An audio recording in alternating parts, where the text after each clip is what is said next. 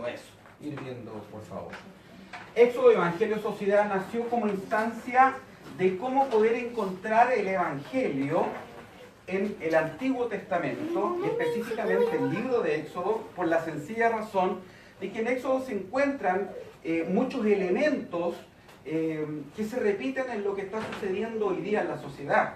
Por ejemplo, había persecución para el pueblo de Dios como hoy día en el mundo, ya sea una persecución por coacción, es decir, matando, torturando a los cristianos, que es lo que pasa en Siria, en Irak, en parte de Egipto, pero también hay una persecución soterrada a aquellos que creemos en los valores morales de la Escritura. También vimos, y podemos encontrar en el Éxodo, cómo había un plan de control de natalidad de un genocidio que se quiso implementar matando a los bebés, a los niños. Hoy día también nosotros nos encontramos con todas estas políticas de aborto, la eutanasia, muy similares a lo que ocurría en Éxodo. Por eso queremos responder a la luz de la Escritura cómo nosotros podemos vivir en una sociedad donde se persiga al pueblo de Dios y donde también hay políticas cruentas, sanguinarias frente a los más débiles. Y ojo, no solamente a los niños, sino que también a los ancianos. ¿Sabía usted, por ejemplo, que en Finlandia ya no nacen más niños con síndrome de Down? Desaparecieron los niños. ¿Cómo se llaman? ¿Trisómicos? Los niños, desaparecieron los niños trisómicos. Es decir, el consejo hoy día de los médicos es que cuando descubren, por medio de los estudios, de los exámenes, de las ecografías, que el niño viene con trisomía, le recomiendan, incluso presionan para que los padres aborten a ese niño. Es decir, deshacerse de un niño que no es como ellos. Y ahí nosotros encontramos curiosamente esta gran contradicción de un discurso pluralista, tolerante, no discriminatorio. Sin embargo, discriminamos a los que son distintos a nosotros, a los bebés, incluso a las personas enfermas y también a los ancianos. Entonces continuamos con nuestra predicación de Éxodo, Evangelio y Sociedad. Dando término, obviamente, no funciona, parece. Ahí está, no. ¿Podrían llamar a la Marcelita para que me ayude? A ver, espera. Ahí está, voy a tener que mover. Es que no me funciona. Por favor, ayúdame para no estar todo el rato. Eso, muchas gracias. La palabra del Señor dice así: aconteció que después de muchos días murió el rey de Egipto, y los hijos de Israel gemían a causa de la servidumbre. Y clamaron, y subió a Dios el clamor de ellos con motivo de su servidumbre. Y oyó Dios el gemido de ellos, y se acordó de su pacto con Abraham, Isaac y Jacob. Y miró Dios a los hijos de Israel, y los reconoció Dios. Oramos. Gracias, Señor, por tu palabra. Gracias, Señor, porque has sido bueno y misericordioso con nosotros. Alumbra nuestro entendimiento. Alumbra nuestros corazones, de tal manera que podamos entender y comprender el Evangelio a cabalidad y poder salir con respuestas concretas desde aquí. Como tú, Señor, eres la única respuesta frente a nuestra gran necesidad. En el nombre de Cristo Jesús. Amén. Bueno, veníamos estudiando respecto de la vida de Moisés en el libro del Éxodo. Y aprendimos tres cosas. La primera de ellas era que nuestro Dios reafirma en el libro de Éxodo las ordenanzas creacionales. Cuando nosotros vemos el plan de Dios con Adán y Eva, la orden era multiplicar y fructificarse. Cuando uno estudia las epístolas paulinas, después va entendiendo que el plan de Dios es tener una simiente bendita y santa sobre la tierra. Por eso el principal plan de Dios para Él mostrar su gloria es a través de las familias, a través de los padres, a través de la maternidad. Es el plan por excelencia a través del cual Dios quiere llenar la tierra con gente igual a Jesucristo, imagen y semejanza de Dios. Que el nombre de Dios sea conocido en toda la tierra. Por eso Dios hizo a Adán y a Eva a su imagen y a su semejanza. Porque Dios quiere mostrar su gloria. Ese era el plan de Dios. Cuando nosotros vemos en Éxodo, vemos que el pueblo de Dios también se multiplicaba y crecía. Con esto podemos deducir que Dios no ha abortado su plan, que Dios no ha cambiado su plan, que la redención es para restaurar y eliminar el pecado, la caída, el quebranto de los seres humanos y continuar con su plan original, tener familias para Cristo. Por eso esta iglesia buscará y se enfatizará en familias, apoyará a los matrimonios, educará y formará y proveerá de los elementos necesarios para que nosotros como padres, como esposos, como esposas, podamos tener familias bajo pacto. El segundo punto que aprendimos ya en Éxodo, que hemos estudiado, es cómo la soberanía de Dios, la providencia de Dios, todo lo controla, todo lo mueve. Vemos en la Escritura que a pesar de los planes de Faraón por destruir al pueblo de Dios, por destruir al escogido del Señor, en este caso el niñito, el bebé Moisés, sin embargo, Dios se encargó, Dios se las arregló en su soberanía, en su providencia para burlar los planes de Faraón. A tal grado que nos encontramos con ironías, como por ejemplo que una pequeña cesta, que una pequeña niñita, la hermana de Moisés, que la hija de Faraón incluso hayan llegado a cuidar a Moisés, salvarlo, protegerlo y educarlo. En otras palabras, Faraón había dado la orden de matar a Moisés. Sin embargo, Faraón, en la ironía de Dios, terminó financiando la vida de Moisés. Cómo Dios es fiel a nosotros.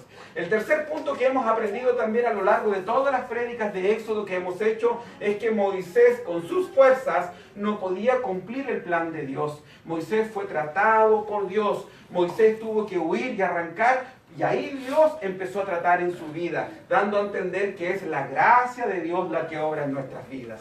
Y el cuarto punto que también vamos a aprender hoy día es esto, el Dios del pacto. Que Dios es un Dios que hace alianzas con su pueblo, que Dios es un Dios que trabaja con nosotros, no en base a emociones y a sentimientos solamente. Cometemos el error de reducir nuestra relación con Cristo en base a solamente sentimientos y emociones.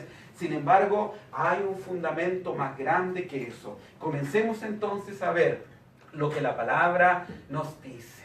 En primer lugar, tenemos que entender, como dice la Escritura. Váyase conmigo a Éxodo capítulo 2, el mismo versículo 23. El mismo versículo 23 comienza reconociendo algo, anunciando que dice: aconteció que después de muchos días murió el rey de Egipto y los hijos de Israel gemían a causa de la servidumbre y clamaron. En primer lugar, nosotros debemos entender que estamos en un mundo caído, que estamos en un mundo quebrantado. El mundo no encuentra explicación al dolor, a la tristeza. ¿Por qué sufrimos? ¿Por qué hay dolor? ¿Por qué hay tristeza? Hay un montón de explicaciones. Sin embargo, cuando uno analiza las grandes cosmovisiones que pretenden explicar cómo está configurado el mundo, pueden explicarnos que venimos del mono, que venimos de una explosión. Sin embargo, las cuestiones trascendentes no las explican. No explican, por ejemplo, el gran Big Bang, no explica cuál es el sentido de la vida. No explica el concepto del amor. No explica el concepto de la justicia. Ahí la ciencia queda trunca. La ciencia no sabe qué decir, no sabe cómo relatar el mundo entero de manera coherente, de manera organizada, de una manera sistemática, lógica. No hay coherencia en su discurso. Vemos que hay personas que dicen no creer en Dios, declararse agnósticos o escépticos o ateos. Sin embargo, son personas que tienen valores espirituales también. A veces nos encontramos con ateos que luchan por la justicia, por el amor, y cuando uno los confronta y les dice: yo peleo lo mismo por ti, yo creo lo mismo que tú, sin embargo mis valores están fundamentados en Dios. Y cuando los desafiamos a ellos a preguntarles cuáles son los fundamentos últimos de la lucha por la justicia, por la igualdad, por la solidaridad, no saben explicar.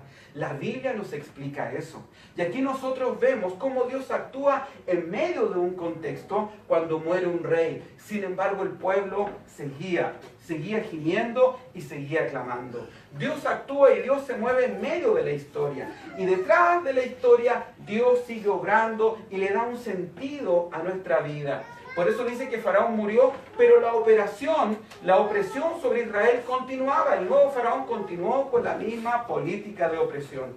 A veces nosotros nos alegramos porque murió un dictador en algún lugar del mundo, porque un sistema de una institución, por ejemplo, una clínica abortiva en los Estados Unidos fue cerrada, nos alegramos. Es verdad, hay que alegrarse muchas veces cuando el mal empieza a ser frenado. Sin embargo, el mal de raíz no ha sido quitado. Nuestros enemigos, si bien es cierto que fueron derrotados, pero no tenemos que alegrarnos en última instancia, porque en realidad la salvación final viene de Dios. Nosotros no debemos creer que porque un enemigo de la iglesia haya muerto, haya sido derrotado, se acabarán los problemas y las aflicciones.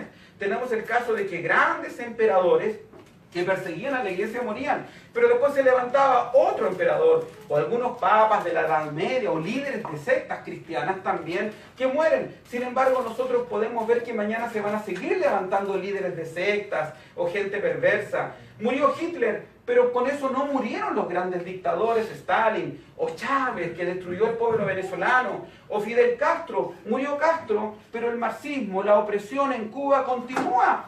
He visitado en 2 oportunidades Cuba y veo la pobreza, la indigencia, la necesidad y cómo ellos ocultan y tapan la pobreza que en ellos hay. O con Cristina Kirchner, que trató de implementar un socialismo horrible, llevando la corrupción a Argentina. Sin embargo, apareció Macri y el pueblo cristiano salió a celebrar a Macri. Sin embargo, Macri sigue impulsando la ideología de género. ¿Y para qué decir de Sebastián Piñera? Lo mismo. Nosotros pensamos muchas veces que con Sebastián Piñera se iba a detener toda esta política neomarxista, este aparato, esta retroexcavadora de plantar una nueva cosmovisión. Dijimos, con Piñera se acabó. Sin embargo, nos encontramos que lamentablemente Piñera hace vista gorda en los valores de la sociedad. Estamos en un mundo caído.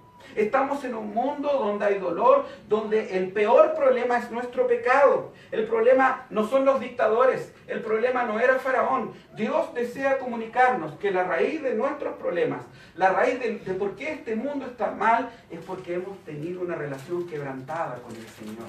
Hemos violado su pacto, nos hemos salido de su voluntad, nos hemos ido del Dios de la vida y hemos optado por la muerte. La raíz de nuestros problemas, la raíz en lo profundo de nuestros problemas, no es tu papá, no es tu mamá, no es el sistema educativo, no es el sistema político. Tendemos a culpar y por eso hoy día nosotros nos encontramos con los oprimidos. Hay oprimidos en todas partes, todo el mundo está ofendido, todo el mundo está oprimido. ¿Saben lo que dijo Jean-Paul Sartre? Jean-Paul Sartre, un tipo que rechazó recibir el premio Nobel, dijo: el demonio son los otros. Esa frase es tan peligrosa, es tan irresponsable, porque tendemos a culpar a los otros de nuestros problemas más profundos. Pero en el fondo, la Biblia dice: esto es tu pecado. Tú no has confiado en Dios. Has decidido confiar en otros dioses, en otros ídolos, y eso era lo que Dios quería enseñarle al pueblo de Israel. Entonces, si nosotros miramos estos versículos, todavía Moisés no es mencionado en estos versículos, porque en realidad toda la Biblia apunta a un Salvador más grande. Pero a pesar de todo eso, Dios estaba preparando todas las cosas. Ahora déjame hacerte una pregunta. ¿Cómo está tu vida hoy día? ¿Estás pasando por crisis, por dificultades? ¿Estás clamando a Dios? ¿Estás bajo opresión? Pareciera ser que Dios no está haciendo nada. Pareciera ser que Dios no está obrando, no está trabajando. Pero déjame decirte algo, Dios sí está trabajando. El rey de Israel, el rey de Egipto, el que buscaba matar y destruir a Moisés, ha muerto. Dios está trabajando. Más adelante nos dice en Éxodo 4:19, leemos que todos los hombres que buscaban la vida de Moisés ya estaban muertos. A veces cuando nosotros miramos nuestra vida, decimos: Dios, tú no estás. Dios, ¿dónde están tus promesas? No veo tu presencia, no siento tu poder, siento que no me oyes, siento que no me escuchas. Sin embargo, Dios, antes de hacer una obra, Él empieza a trabajar abajo, en la profundidad. No te das cuenta. Es como los terremotos. Los terremotos no comienzan en los edificios. Los terremotos no comienzan en las montañas. Los maremotos no comienzan en la superficie, en las olas. Empiezan abajo, en las placas tectónicas. Muy en lo profundo. Así estaba Dios moviéndose. Estaba a punto de hacer algo. Dios tal vez está a punto de hacer algo en tu vida. No creas que Dios ha abandonado su obra. No creas que Dios no ha sido fiel a sus promesas. Dios estaba aquí trabajando y pareciera ser que nosotros estamos clamando y pidiendo y Dios no oye, pero sí, Dios oye y Dios escucha. Me gustaría que veamos por qué nuestra mirada debe elevarse y mirar a Cristo en medio de la crisis y de la dificultad. Si nosotros nos vamos a Mateo, capítulo 2, vemos que hay una analogía, un paralelo entre la experiencia de Moisés y la experiencia de Cristo. Por ejemplo, lee conmigo esto, dice, después que partieron ellos, he aquí un ángel del Señor apareció en sueños a José y dijo, levántate y toma al niño y a su madre y huye a Egipto. Aquí nos encontramos con una pareja que toma a su hijo y tiene que arrancar porque hubo un Herodes que quería matar a Jesucristo. Y permanece allá hasta que yo te diga, porque acontecerá que Herodes buscará al niño para matarlo. Y él despertando tomó de noche al niño y a su madre y se fue a Egipto y estuvo allá hasta la muerte de Herodes para que se cumpliese lo que dijo el Señor por medio del profeta cuando dijo, de Egipto llamé a mi hijo. Pero después de muerto Herodes, he aquí un ángel del Señor apareció en sueños a José en Egipto, diciendo, levántate, toma al niño y a su madre y vete a tierra de Israel, porque han muerto los que procuraban la muerte del niño. Y yo quiero pedirte que te pongas en este contexto. Si yo traigo a un judío que no cree en el Nuevo Testamento y le relato esta historia que se encuentra en el Evangelio de Mateo, y es un judío que no cree en el Nuevo Testamento, que no tiene el Nuevo Testamento, y le digo, ¿qué opinas de esta historia? Si ese judío creyente conoce bien el libro de Éxodo, si ese judío creyente conoce bien su Antiguo Testamento, su Torá, si la conoce va a decir, esto se parece a la vida de Moisés.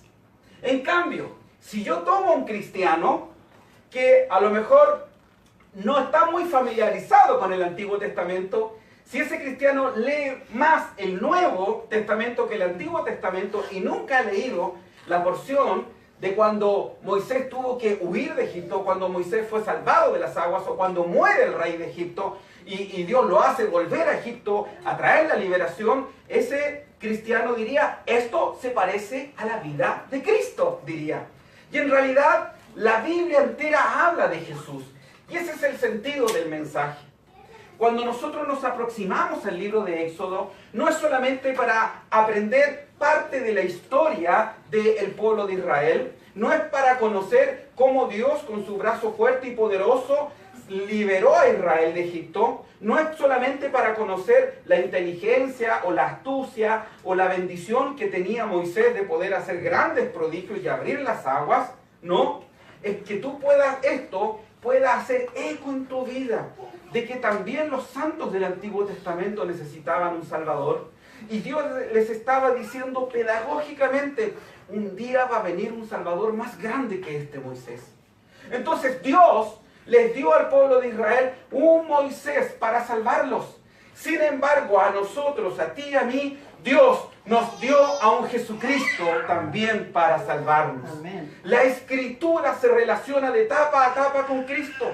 Tú no puedes acercarte a la Biblia y sacar principios. Como algunos predicadores dicen, hoy día te voy a enseñar 3 principios para el éxito, 4 principios para que alcances la meta. No, si tú llegas y lees tu Biblia para aprender secretos, para aprender secretitos, medios místicos, para aprender algunos chiris, como se dice en el ejército, y no ves a Cristo, que necesitas un Salvador, entonces te estás perdiendo el mensaje completo del Evangelio.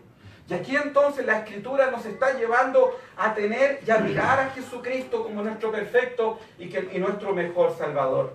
Entonces nos encontramos con el primer punto. Murió un rey, un pueblo está clamando, pero Dios está haciendo algo. Durante 40 años Dios está preparando un Salvador. Y quiero que te quedes con esto. Dios está preparando algo grande para tu vida también. Te pido que medites en esto. Dios sigue obrando, Dios sigue trabajando abajo en las placas tectónicas.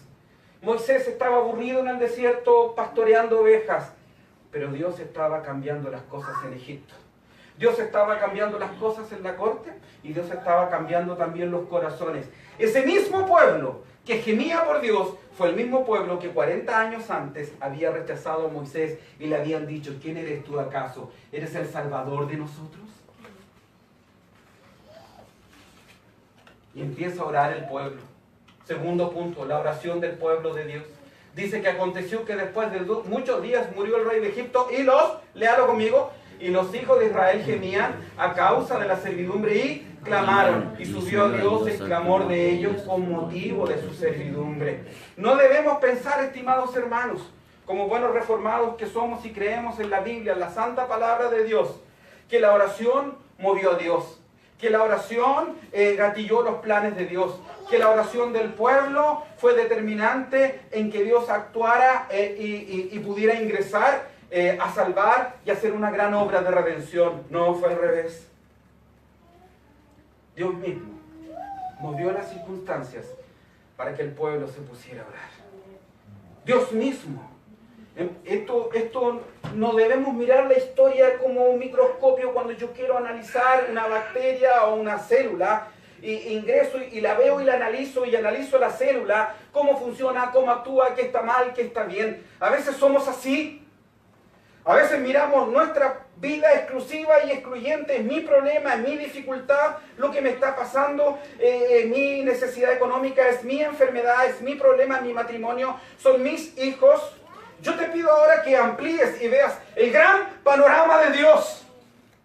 Es Dios el que está obrando en Faraón, es Dios el que está obrando en la corte, es Dios el que está obrando en el pueblo de Israel, y es Dios el que está obrando en el desierto, es Dios el que está trabajando en todas partes. Es Dios. El pueblo de Israel decía, vamos a orar ahora, pero si tú miras, Dios los llevó a orar. Por eso tú tienes que aprovechar ahora las mayores crisis, los mayores problemas. Cuando viene la opresión a tu vida, no digas, soy yo. No, no se trata de ti. Se trata de una historia más grande. Una historia con consecuencias eternas, con consecuencias trascendentes, porque en esta situación Dios estaba preparando al pueblo de Dios para la gran redención. Y no solamente la redención de un pueblo, la redención tuya y mía, porque a través de este pueblo venía Jesucristo el Señor. No sabes por qué cosas oras. No te das cuenta por qué cosas estás orando. Y que a veces tus mismas oraciones tienen consecuencias eternas. Recuerdo cuando Ana, ella oraba y clamaba porque no podía tener un hijo. Y ella fue al templo a orar. Y dice la Biblia que gemía, como Romanos capítulo 8, con gemidos indecibles. Y el sacerdote del templo llega, Elí, y le dice, digiere tu vino porque estás borracha. ¿Cómo se te ocurre orar eso? Y ella le contesta y le dice, estoy orando por un hijo. Lo que ella no sabía, que a través de ella vendría Jesucristo. No sabes los planes que Dios tiene contigo. Ignoras. Por eso, cuando nosotros vamos a la Biblia, aprendemos a estudiar nuestra historia, tu historia, mi historia, que es mucho más grande, donde Dios desea glorificarse y exaltarse en medio de nuestros conflictos. Eleva tu mirada. Por eso la Biblia nos enseña y dice que estamos con Cristo juntamente sentados. ¿Dónde? En los lugares celestiales. ¿Por qué? Porque desde lo alto podemos mirar mejor nuestra vida para su gloria y para nuestra bendición. Ese es el plan de Dios. Cuando Dios está entonces a punto de hacer algo grande, con sus hijos los pone a orar. Y Dios te va a poner a orar. Y Dios te va a hacer orar. Y te va a hacer orar a veces con malas noticias cuando llegan. Entonces la obra de Dios que comienza en corazones que claman. Esta es la mejor prueba que Dios está comenzando a hacer algo. Cuando le tienes que decir a tu esposa, a tu esposo, tenemos que orar, algo va a pasar. Algo va a pasar. Algo va a suceder contigo y con tu vida. Entonces, parte del plan de Dios es trabajar en tu corazón. Mira, cuando todavía no existías, si tú crees que tú eres el que mueve a Dios, el plan de tu salvación estaba configurado desde la eternidad. Antes que existieras, antes que existiera la raza humana, antes que existiera la creación, Dios ya había dispuesto a Jesucristo como Salvador tuyo. ¿Tú le oraste a Dios para que enviara a Jesucristo? ¿Tú clamaste a Dios para que enviara a los profetas? ¿Tú clamaste a Dios para que mandara la Biblia? ¿Tú pediste a Dios? ¿Quién le ha enseñado a Dios? inescrutables son sus caminos, insondable es su inteligencia. Estás en medio de una historia maravillosa, la historia más grande que Dios ha escrito. Oh, si tú crees, mira lo que dice la palabra. Y antes que clamen, responderé yo. Mientras aún hablan, yo habré oído. Antes que clamen, Dios siempre estará delante tuyo. Dios siempre estará delante de tus hijos. Dios siempre estará delante de tu trabajo. Dios siempre estará delante de tu familia. Dios siempre estará delante. Él no necesita que tú lo apures, que tú le despiertes. Él no duerme, Él no se fatiga, Él no se cansa. Él está presente siempre. Y ese es el Dios que nosotros tenemos. Mira lo que nos dice Mateo capítulo 6, versículo 8. No os hagáis pues semejantes a ellos, porque vuestro Padre sabe de qué cosas tenéis necesidad. Como dice, léalo conmigo, antes que vosotros le pidáis. ¿Te das cuenta en el contexto que te encuentras? Tu Dios es más grande. Entonces cuando te digan, entonces haz esto para mover a Dios, entonces haz esto otro, no. Dios no actúa en función de secretos ni manipulaciones extrañas. No tientes a Dios. Lánzate en los brazos de Dios y di, he aquí, Señor, tu siervo, hágase conmigo conforme a tu voluntad. Y camina en esa senda, camina en esa senda.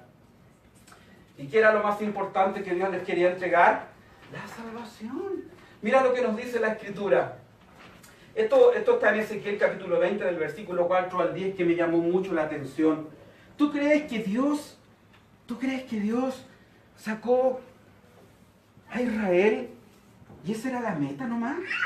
¿Liberar a un pueblo de la opresión política? ¿Que Dios solamente estaba juzgando a Faraón porque era un mal rey? ¿O que Dios quería demostrar su poder porque sí? Mira la profundidad de cómo Israel se había contaminado en Egipto con la idolatría. Júzgalos tú, hijo de hombre, júzgalos tú. Hazle ver las repugnantes prácticas de sus antepasados.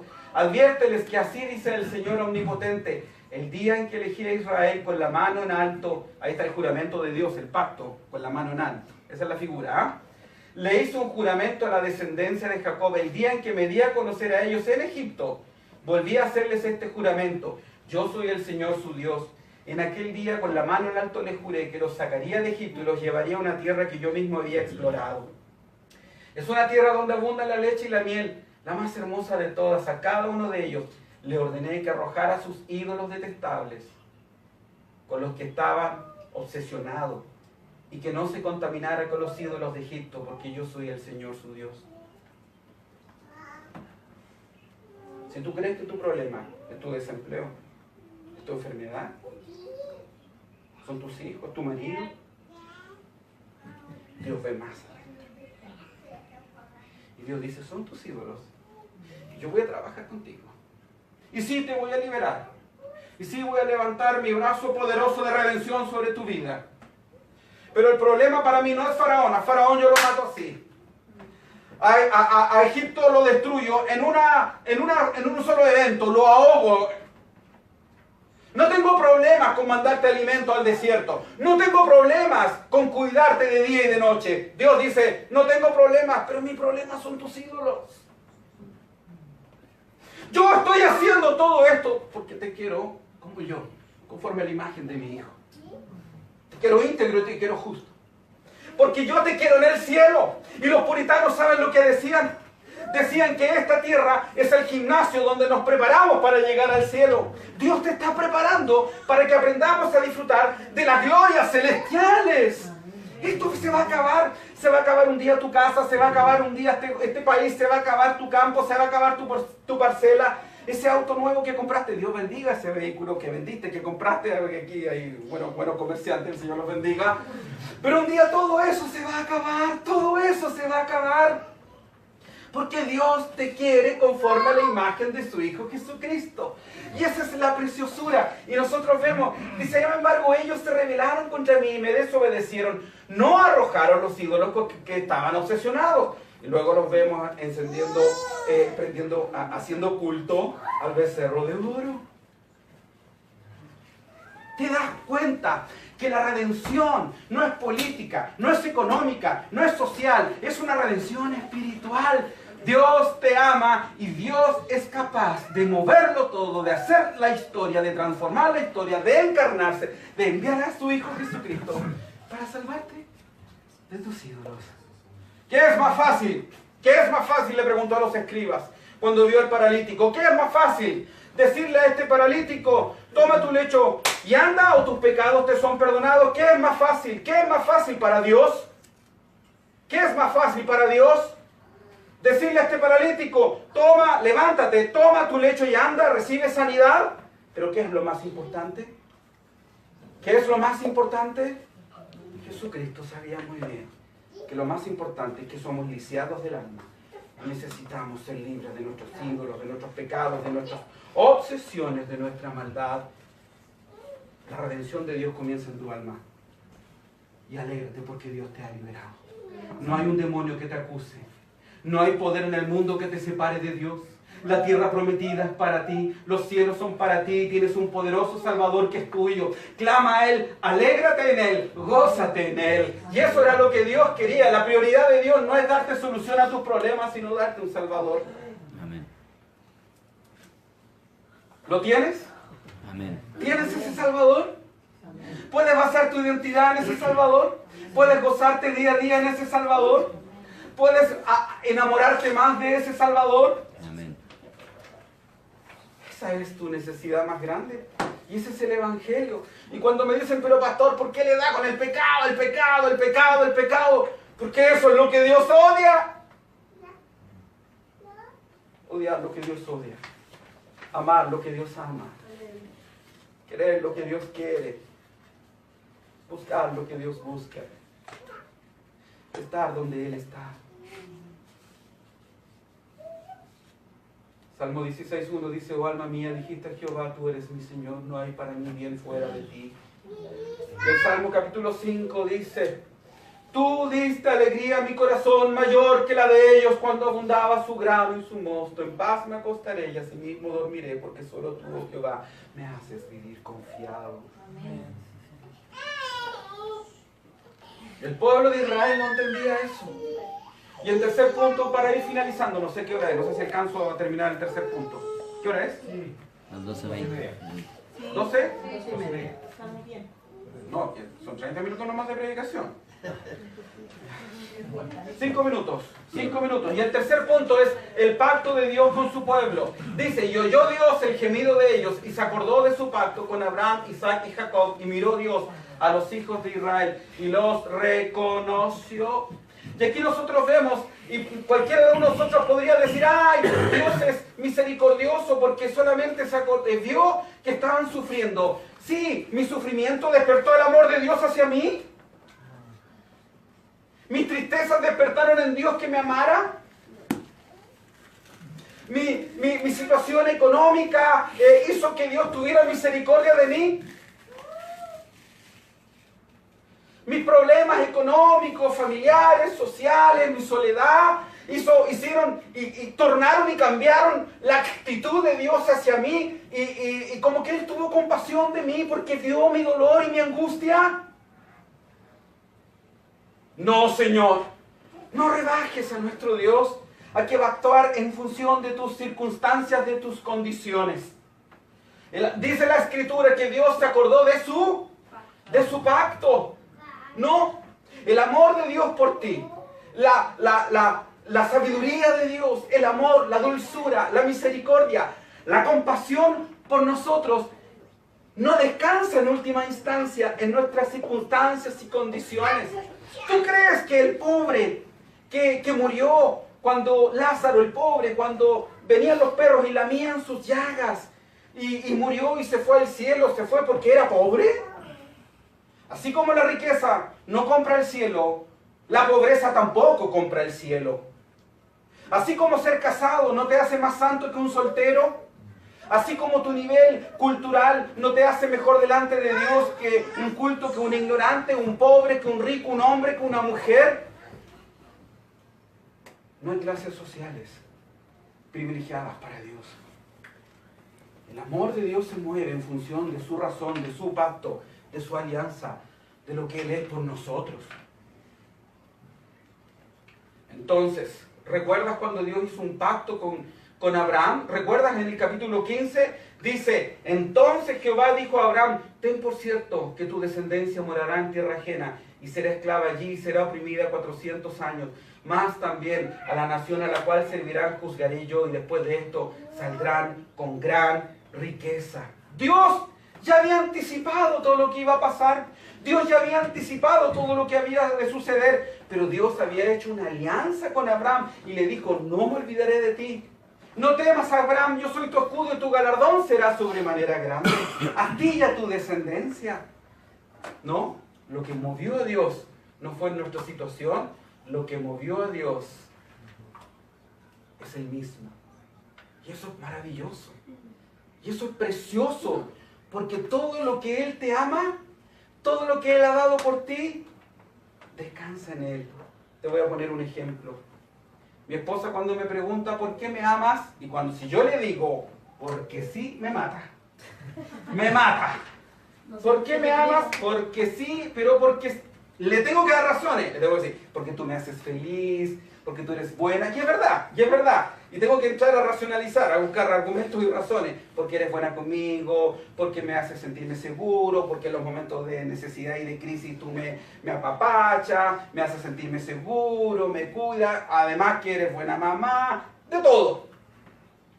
Pero cuando tú le preguntas a Dios por qué me amas. Y yo miro para adentro, no. Por mí no hay nada que a Él lo mueva, porque me ama. Y Él me dice, porque sí, porque yo decidí amarte. Porque hice un pacto, una alianza. Sea Dios veraz y todo hombre mentiroso. Porque Dios no es hombre para que mienta, ni hijo de hombre para que se arrepienta. Y cuando has fallado, y cuando has fracasado, y cuando has hecho todas las cosas más horribles en la vida, hay un Dios que ha hecho un pacto. Entonces, el fundamento de la liberación se basa en su pacto, no en su promesa o su compromiso. No son los gemidos del pueblo lo que mueven a ser un Dios amoroso. No son las aflicciones del pueblo de Dios lo que lo mueven a ser un Dios amoroso. No es el dolor del pueblo lo que lo mueve a ser un Dios amoroso. Él ya es un Dios amoroso desde la eternidad. Jeremías 31:3. Con amor eterno te he amado, por lo tanto te prolongué mi misericordia. Saber entonces que mi relación con Dios descansa en lo que Dios es. Que mi relación con Dios descansa en lo que Dios hizo por mí. Que mi relación con Dios descansa en lo que Jesucristo está haciendo hoy día por mí desde los cielos. Saber, puedo descansar y lanzarme a un Dios amoroso que no me mira en una relación de intercambio comercial. Yo te doy y tú me das, como hoy día la sociedad nos evalúa por lo que tenemos o por lo que no tenemos, por lo que sabemos o lo que no sabemos. Dios fue a buscar a su esposa. ¿Sabes dónde nos fue a buscar? ¿Sabes dónde nos fue a buscar, Jimena? ¿Sabes dónde nos fue a buscar Dios? Nos fue a buscar al cementerio. Estabas muerta en delitos y pecados. Pero había razones para amarme. Y nos amó por su pacto. Y puedo descansar. Y puedo amarlo. Y puedo saber que Dios reconozca, sí. El llamado es reconocer que sin Él no somos nada. Ahora vea los verbos que utiliza Moisés para describir cómo opera su pacto. Y oyó Dios el gemido de ellos, se acordó de su pacto, miró a los hijos y los reconoció. Dios oye cuando tú oras, se acuerda, mira y te reconoce. Amén. ¿Cómo vemos a Jesucristo? Dijimos que el fundamento de la liberación de Dios era su pacto. Jesucristo entonces, en nuestro mejor y perfecto Moisés, que también hizo un pacto con nosotros. Míralo, en Mateo 26. Y mientras comían, tomó Jesús el pan y lo bendijo y lo partió y dio a sus discípulos y dijo, tomad, comed, esto es mi cuerpo. Y tomando la copa y habiendo dado gracias, les dio diciendo, bebed de ella todos, porque esto es mi sangre del nuevo pacto, que por muchos es derramada para remisión de los pecados. Yo os digo que desde ahora no beberé más de este fruto de la vid, hasta aquel día en que lo beba nuevo con vosotros en el reino de mi Padre. El pacto está en su sangre. por el pacto del Señor, podemos estar seguros que Él, ¿qué va a hacer con nosotros? Nos Oye, se acuerda, nos mira, mira y nos reconoce. Pero este es el pacto que haré con la casa de Israel después de aquellos días, dice Jehová, daré mi ley en su mente y la escribiré en su corazón, y yo seré a ellos por Dios, y ellos me serán por pueblo. Gloria a Dios por su palabra. amén. Gloria a Dios por el Salvador Jesucristo, y gloria a Dios por su alianza y su pacto que ha hecho con nosotros, un pacto de gracia. Nos ponemos de pie y lloramos. Gracias, Señor, por esta tu palabra. Ayúdanos a seguir creciendo en este, Señor, peregrinaje hacia el cielo. Encaminar hacia la gloria celestial y ver a ti, verte a ti. Y descansar en un suficiente Salvador más grande que Moisés. Más grande que Josué. Más grande que Pablo. Jesucristo. Y que sea relacionado pactalmente con nosotros. Y en ese pacto están nuestros hijos, nuestra descendencia y nuestra vida. Descansamos en ti, Señor. Lávanos y límpianos con tu sangre. En el nombre de Cristo Jesús. Amén. Amén. Y cantamos un último himno. ¿Tenemos un himno? ¿Sí?